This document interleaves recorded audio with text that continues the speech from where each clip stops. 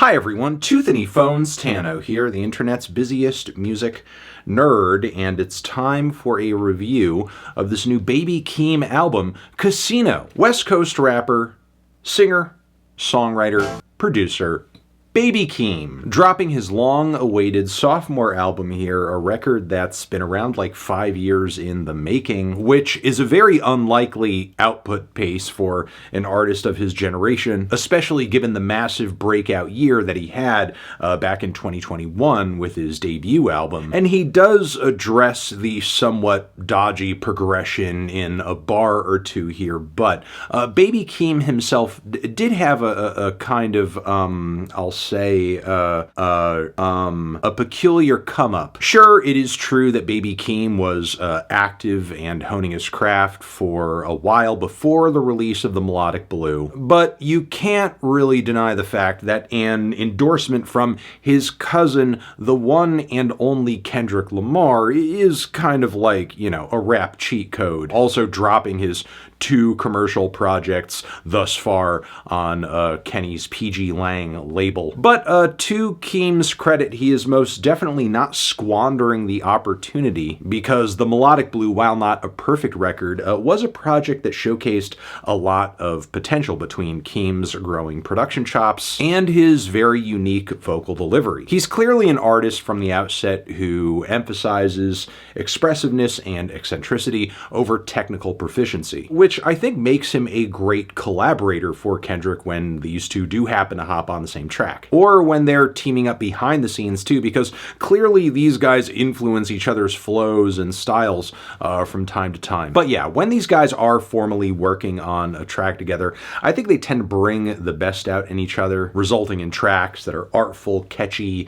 simple, but also kind of unpredictable and even a little funny. Top of the morning, top of the morning, top of the morning. But Casino here is about a lot more than laughs. It's clear that Baby Keem over the past 5 or so years has been building up a wealth of things to talk about, and he also uses the idea of a casino and wagers as a metaphor for the gamble that he's taking on music as a means to sort of better himself, elevate himself, while also citing his roots in the Las Vegas area too. And like his cousin, Keem is also growing into a knack for processing personal trauma and the darker chapters of his life story, which he does over the course of a pretty punchy 37 minutes and 11 tracks. Now, a lot like with the Melodic Blue, much of what Keem does on Casino is kind of rough around the edges. Whether it's the rapping or the production, it's clear that Keem is not going for perfection here. But just because he's not one of the most proficient rappers walking the planet today, that doesn't mean this album is all vibes and vague emotions. There's actually quite a bit of substance to what Keem is saying on this project, showing that doing something for the meaning of it versus the feeling of it,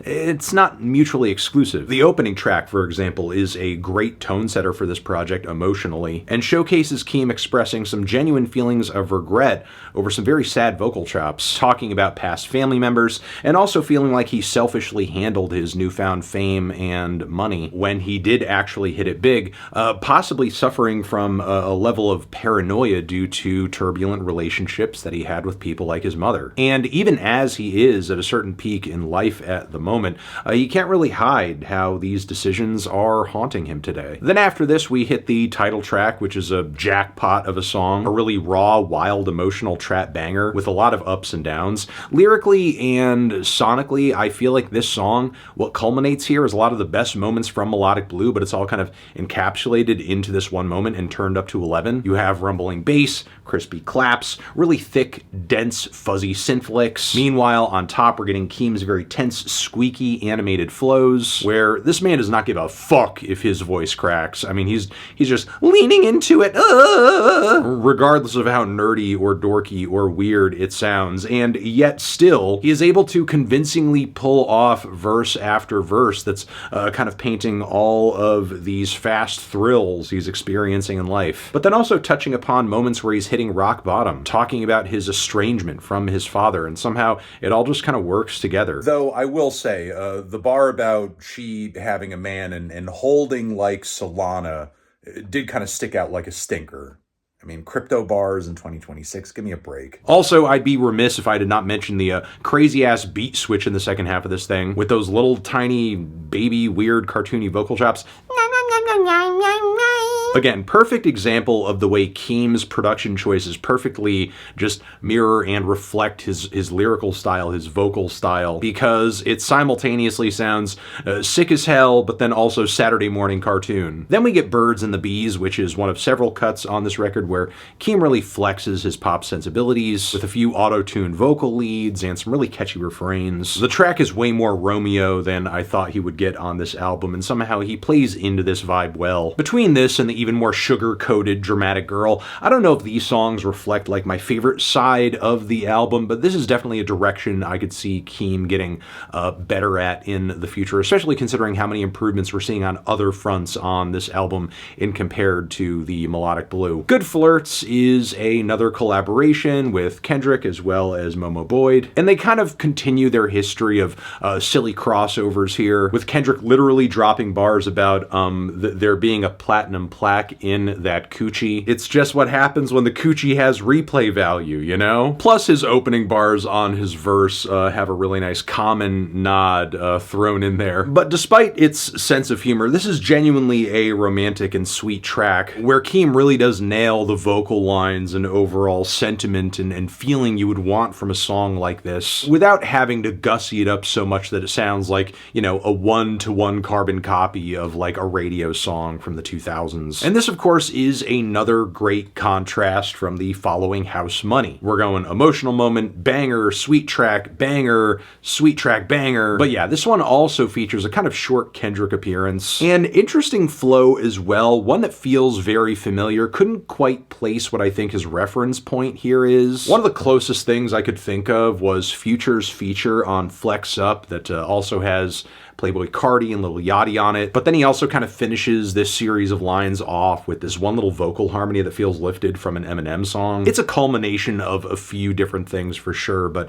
catchy as hell. I'm also loving the night and day change in terms of Keem's delivery and flow from the start to the verse he presents after Kendrick's initial appearance on the first chorus. He's really growing into the versatility he was merely kind of making gestures toward on the Melodic Blue. One thing about this track, though, is that a lot of its content sort of very clearly shows a weariness from Keem when it comes to intimate relationships with women. And for whatever reason, he just doesn't seem to have the capacity to analyze that on a deeper level like he does other topics on this LP. With I'm Not a Lyricist, we do have genuinely an impressive lyrical showing from Keem in terms of, you know, being able to dig into some of these personal feelings around family and the way that he writes and expresses himself in his music, but he still is trying to make the case here that what he's doing here is not merely for wordplay or to impress you with his pen game or what he knows about you know, the art form of rap lyricism. He wants fans clearly to take what he does as just him kind of sharing his feelings and his life story, and he's just doing it the best way that he knows how. I've also seen a lot of fans sort of saying that his delivery and his presentation here is very reminiscent of Andre 3000, and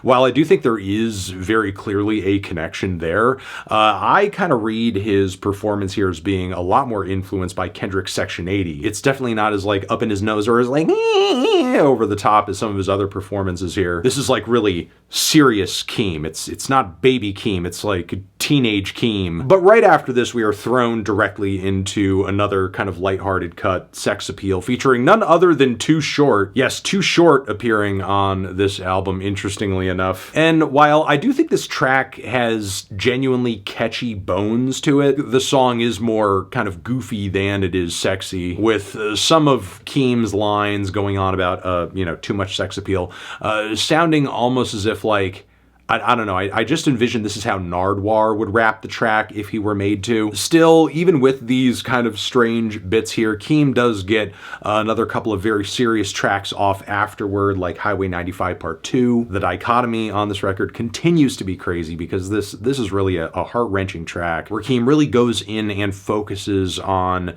just how much the separation of ties between him and his other family members hurts him and leaves him to reflect on the ways in which which he's going to grow away from and grow apart from people like his own nieces, and he's not going to be shit to them, as he says on the track. Again, it's a serious highlight for me, but as far as the final moments on this album go, they're a bit of a mixed bag, because as much as Keem has improved since the release of the Melodic Blue, unfortunately this album does not really stick the landing, and serves as a reminder that an album is a collection of songs, not just simply a handful of highlights that we decide to praise based on whether or not we, have a broader favoritism toward the artist. Because the Circus freestyle, as many quirky and as over-the-top moments as this song contains, they don't really culminate into anything all that memorable. Then Dramatic Girl, that I mentioned earlier, is handily the worst track on this entire record. Kind of feels like what you would get if Keem were maybe collaborating with a very early iteration of MGMT. And while No Blame does pack a lot of punch emotionally and personally in terms of Keem kind of addressing his very fraught relationship with his mother, the track kind of feels like a bridge to nowhere in terms of how it's structured or what it's exactly trying to say. Not only that, but it's easily one of the most derivative moments on the entire album, and kind of feels like